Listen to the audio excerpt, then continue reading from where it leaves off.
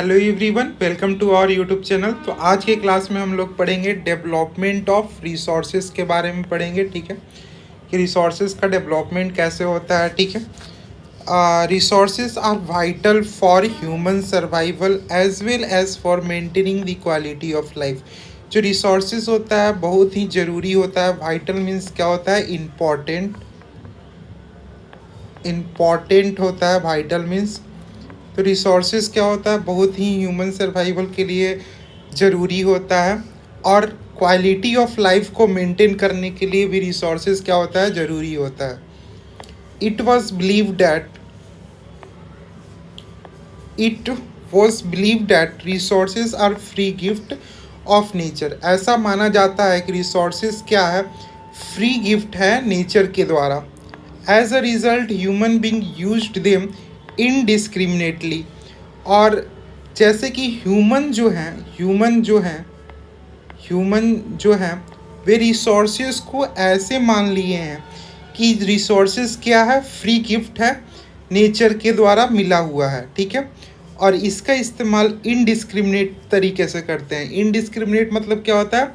अंधाधुंध तरीके से, बिना जुडिशियस यूज के करते हैं। ठीक है, and this has led to the following major problem. और इसके चलते क्या होता है? मेजर प्रॉब्लम होता है। फर्स्ट क्या होता है? डिप्लेशन होता है रिसोर्सेज का for satisfying the greed of few individual. तो डिप्लेशन किया जाता है रिसोर्सेज का कुछ इंडिविजुअल को। ग्रीड मीन्स क्या होता है? लालच होता है। लालच होता है।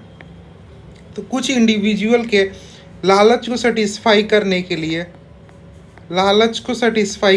लिए रिसोर्सेज का इस्तेमाल किया जाता है। जो एक्युमुलेशन होता है रिसोर्सेज का फ्यू इंडिविजुअल के हैंड में, जिससे सोसाइटी जो होती है वे डिवाइड हो जाती है। ठीक है, सोसाइटी जो है वे डिवाइड हो जाती है रिच और पुअर में। सोसाइटी जो है वो डिवाइड हो जाती है रिच और टू सेगमेंट में। जिसके पास रिसोर्सेज होते हैं वे रिच हो जाते हैं, और जिनके पास रिसोर्सेज नहीं होते हैं वे पुअर हो जाते हैं।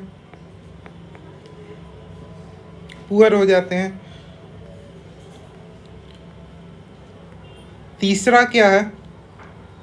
तीसरा है आपका indiscriminate exploitation of resources has led to global ecological crisis.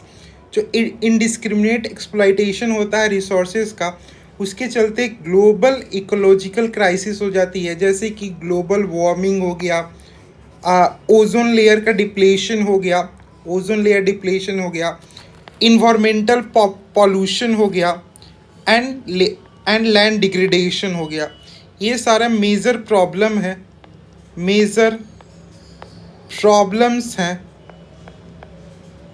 Problems हैं जब हम रिसोर्सेज को इनडिस्क्रिमिनेट तरीके से एक्सप्लॉइट करते हैं तो होते हैं।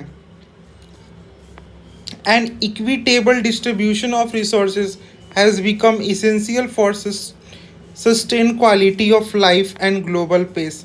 तो हमें रिसोर्सेज को क्या करना होगा? इक्वली डिवाइड करना होगा।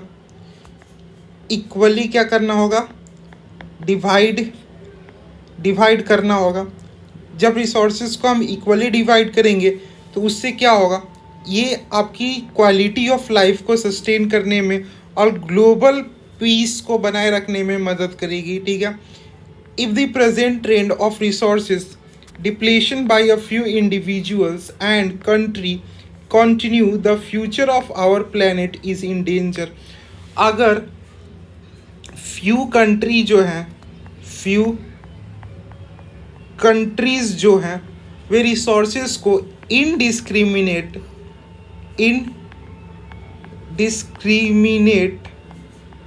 तरीके से अगर यूज करती रहें तो इससे क्या होगा कि मान लो दो कंट्री हो जाएंगी।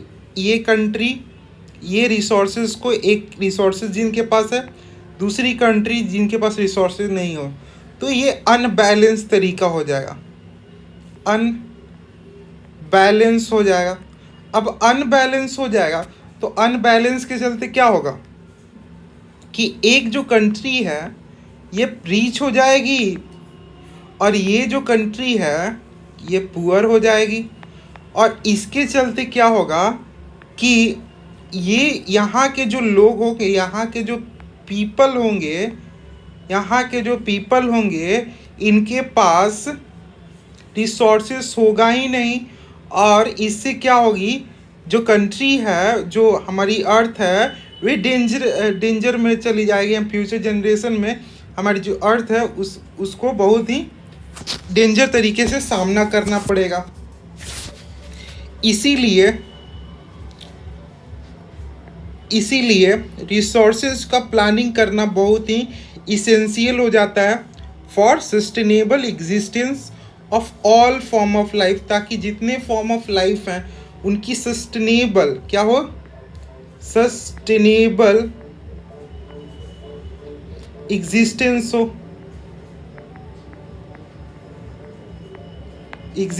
हो, सस्टेनेबल एग्जिस्टेंस के लिए sustainable existence is component of sustainable development. तो सस्टेनेबल डेवलपमेंट का कंपोनेंट क्या है, सस्टेनेबल एग्जिस्टेंस है। अब आते हैं sustainable development, that is a way most important. आपका ये इम्पॉर्टेंट है, ये आपके क्वेश्चन 3 मार्क्स में पूछे जाते हैं एग्जामिनेशन में। क्वेश्चन आता है व्हाट इज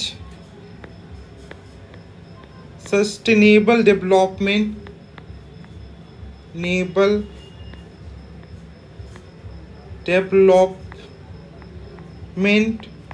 ये क्वेश्चन पूछे जाते हैं।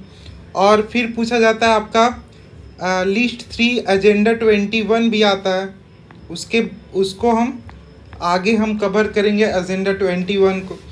तो ये क्वेश्चन जनरली पूछ लिया जाता है, ये 2 मार्क्स में आपका आ जाएगा, नहीं तो 3 मार्क्स में जनरली पूछ लिए जाएंगे। तो चलिए देखते हैं कि सस्टेनेबल डेवलपमेंट क्या होता है। Sustainable economic development means development should take place without damaging the environment and development in present should not compromise with the need of future generation. तो सस्टेनेबल डेवलपमेंट क्या होता है कि डेवलपमेंट को हम इस तरीके से करना होगा कि ये इन्वायरमेंट को क्या करे, डैमेज नहीं करे, ठीक है।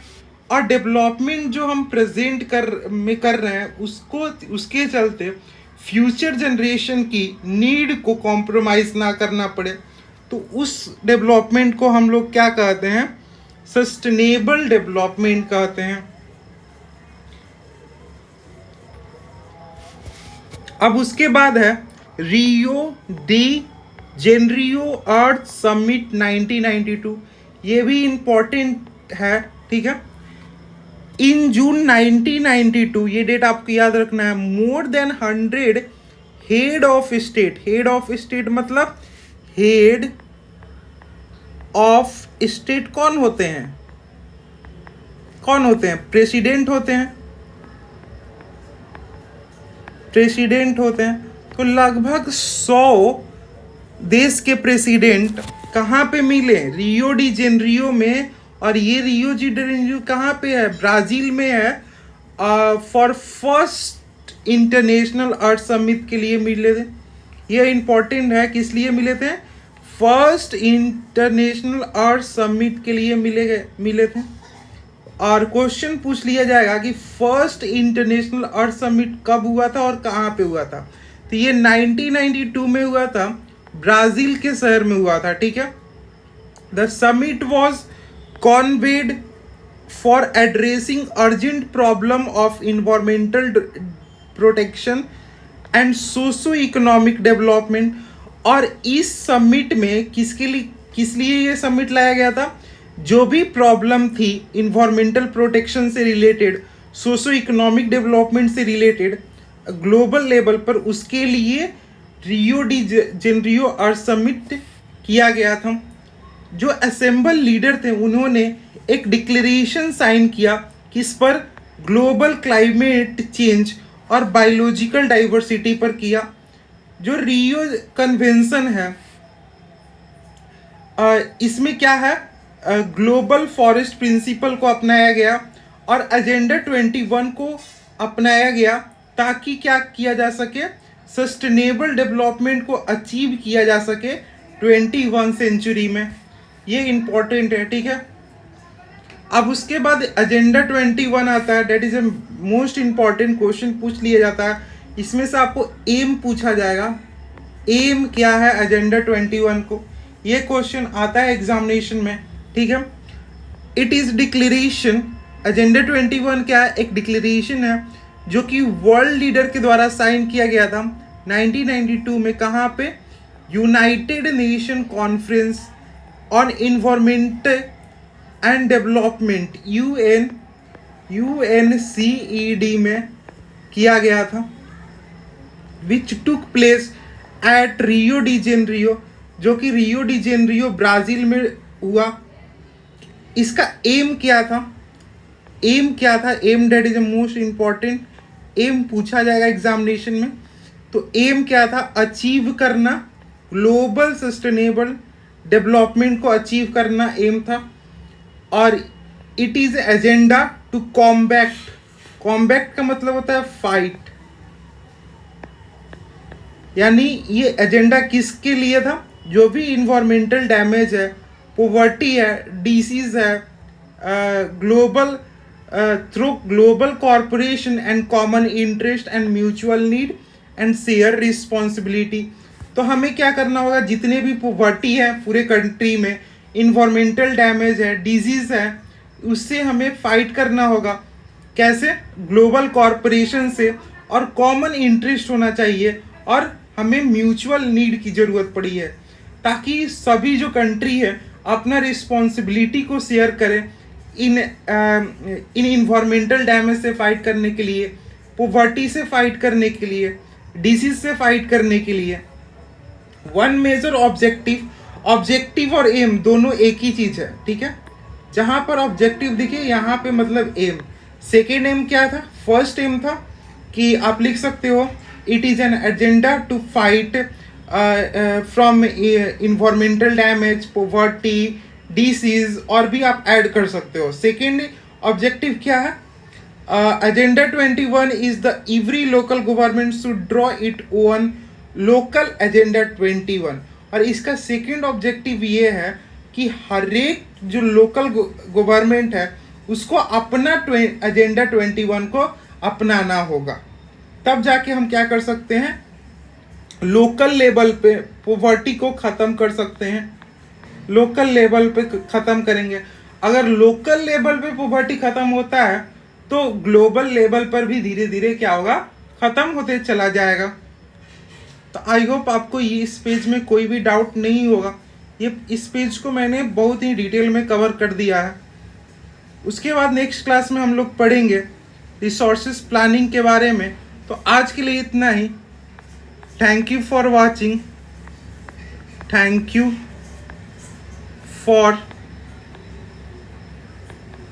watching and please subscribe my channel.